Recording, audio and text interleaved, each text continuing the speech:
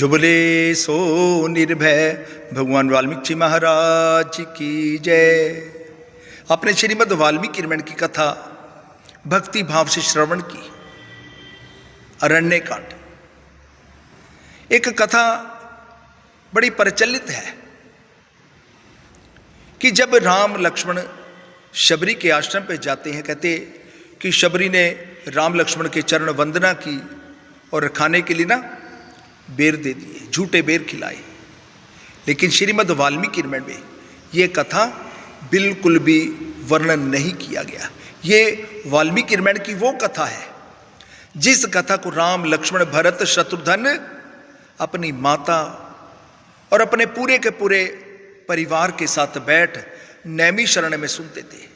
इस कथा को श्री राम ने लव कुश के मुख से सर्वप्रथम नैमी शरण में सुना था, जहां पर श्री राम ने अश्वमेध यज्ञ किया था, और दूसरी बार श्री राम ने अयोध्या नगरी में सुना था।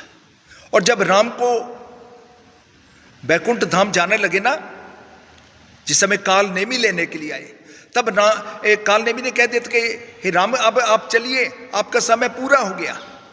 तब राम ने क्या कहा था, अब मेरी अंतिम इच्छा है, मैं लव और कुश के मुख से श्रीमद् वाल्मीकि रामायण की संपूर्ण कथा श्रवण कर लूं, उसके बाद बैकुंठ धाम चला जाऊंगा। ये वो कथा श्रीमद् वाल्मीकि रामायण की। और शबरी का इतिहास श्रीमद् वाल्मीकि रामायण के अरण्य कांड में बड़ा विस्तार पूर्वक वर्णन किया गया। अरण्य कांड 74वें सर्ग में जब राम लक्ष्मण शबरी के आश्रम में जाते ना, क्योंकि राम गुरु पुत्र थे, गुरु ने राम लक्ष्मण को उपदेश देता बड़े बुजुर्गों का आदर सम्मान करना। जब राम लक्ष्मण शबरी के आश्रम में गए ना, तो सबसे पहले शबरी के चरणों में वंदना की। शबरी के चरणों में वंदना की। शबरी ने राम लक्ष्मण को पीने के लिए जल दे दिया। और शबरी ने क्या कहा, यहां पर बेरों का वर्णन नहीं है, यहां पर पंपा सरोवर तट के ऊपर ना जितने भी जंगली फल फूल वो मैंने आपके लिए इकट्ठे किए हैं, इसे आप ग्रहण कीजिए। राम लक्ष्मण ने उन फल फूल को खाया और शबरी ने राम लक्ष्मण को फिर आगे किष्किंधा नगरी की ओर जाने का मार्ग दर्शाया था। किष्किंधा नगरी, जहां पर सुग्रीव के साथ राम अपना ना मित्रता स्थापित करने के लिए और सीता की खोज का जो कार्य था वो सुग्रीव के हाथों में था।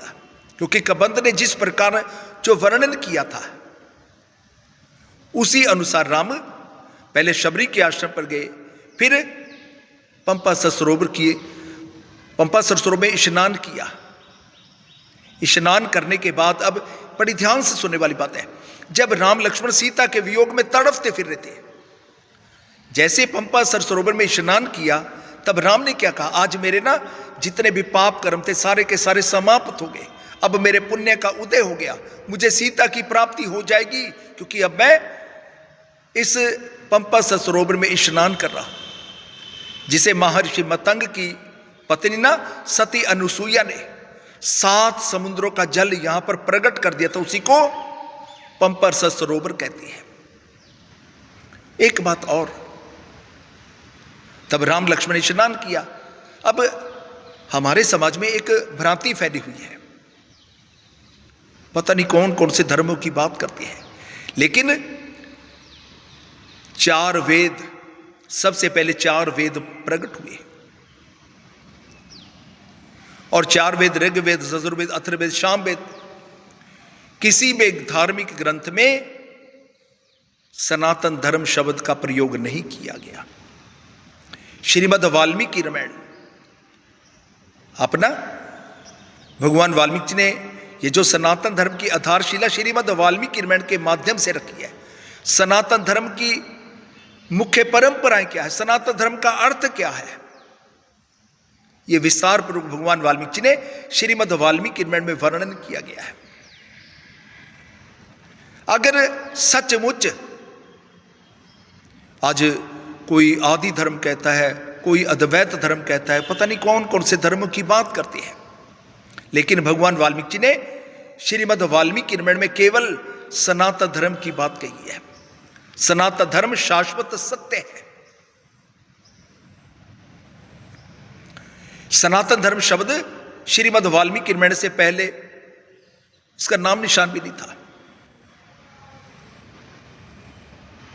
इसीलिए अगर आप सचमुच भगवान वाल्मीकि जी की विचारधारा को पूरे विश्व में फैलाना चाहते हो तो भगवान वाल्मीकि द्वारा रचित श्रीमद् वाल्मीकि रामायण इसका प्रचार प्रसार कर धर्म स्थापित करें।